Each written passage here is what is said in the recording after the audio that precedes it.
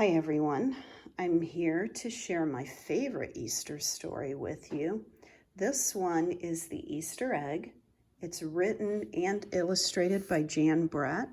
We read a couple of her books back in December. You might remember when we read The Gingerbread Baby and Gingerbread Friends. Jan Brett puts a lot of detail into her illustrations, so make sure you look carefully because she does use them to help tell the story, and sometimes she kind of hides things in them. Jan Brett, The Easter Egg. Cheer up, spring is here. Time to start on my first Easter egg, Hoppy said.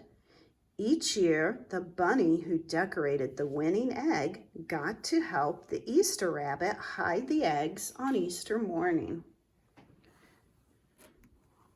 Make sure you look carefully on the sides of the pictures and up above for lots of details. Hoppy had been dreaming about being that bunny all year long. Now it was time to get started. Everywhere Hoppy looked, rabbits were working on dazzling eggs. I need an amazing idea, he thought. Hoppy spotted Flora Bunny planting spring flowers in her eggs. The Easter rabbit will love those colorful flowers, he thought, and started picking flowers for his egg. Here's a basket for your flowers, Hoppy, Flora said.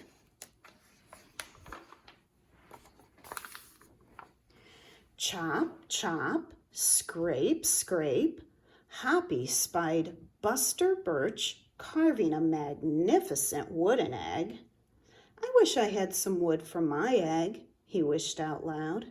Here you go, Hoppy, Buster Birch said, and he put a smooth round piece of wood in Hoppy's basket. Thank you, Buster, Hoppy said. Hoppy was hopping along when the smell of sweetness led him out of the woods and straight to the chocolate egg that Aunt Sassafras was decorating with creamy frosting, squiggles, and bows. Hello, Hoppy, she said, and she put some chocolate squares in his basket. Hippity hop, Hoppy exclaimed. I'll make the Easter rabbit a chocolate egg so sweet it will make his whiskers tingle. Then Hoppy saw Granny Irene decorating one of her fabulous story eggs. First, she traced a design on the egg with a special tool. Then she dipped the egg in pots of yellow, green, orange, and red dye, adding to the design each time. Hoppy couldn't believe his eyes. I'll never make an egg that beautiful, he told Granny Irene. She smiled. Try, she said, giving him one of her special tools.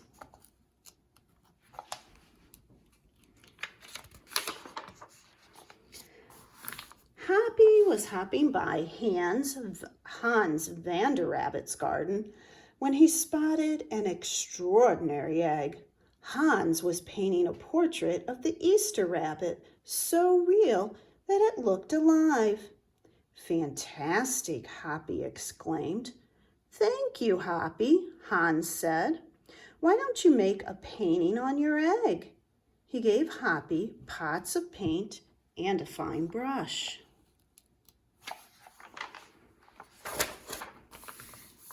As Hoppy bounced along, a loud boing nearly knocked him off his feet. It was a whirling, twirling, mechanical egg. Whoa, Hoppy said. That's an unusual egg. Would you like to make one? Roberto asked. Hoppy tried hard, but the harder he tried, the more parts and pieces piled up around him. Thank you, Roberto, he sighed, but I think I better make the egg that is right for me.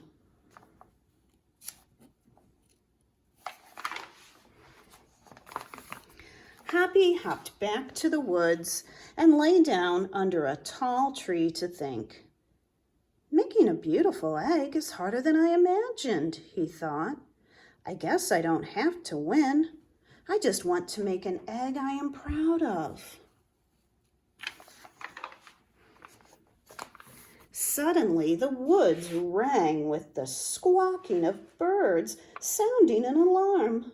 Mother Robin swooped down, calling wildly as if she couldn't decide where to go. An egg had tumbled out of Mother Robin's nest. Inside the perfect blue egg was a baby robin that needed its mother to keep it warm until it hatched. Happy knew what he had to do. He sat down carefully and covered the blue egg with his soft, warm fur. I'll take care of you the best I can, he whispered. Relieved, Mother Robin chirped and settled down on her other 2 eggs.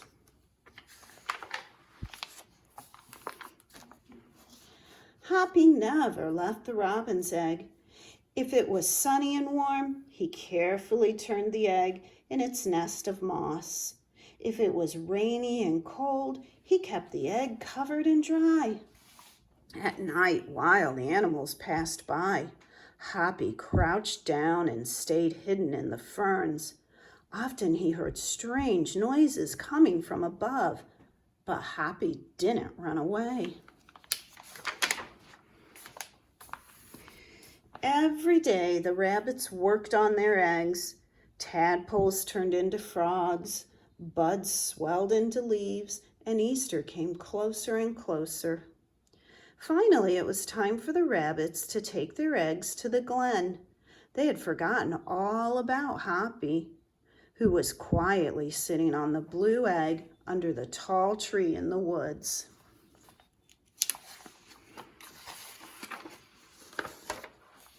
Early the next morning, the rabbits waited for the Easter rabbit. Suddenly, a beautiful wagon rolled toward them out of the mist and stopped. The Easter bunny stepped down from the wagon and admired the decorated eggs one by one. You have brought me the most beautiful eggs in the world, but a very special one is not here, he told them. The rabbits were puzzled. Whose egg could it be?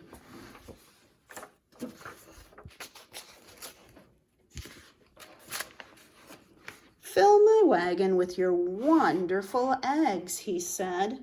When I return, I will show it to you. And he disappeared into the woods.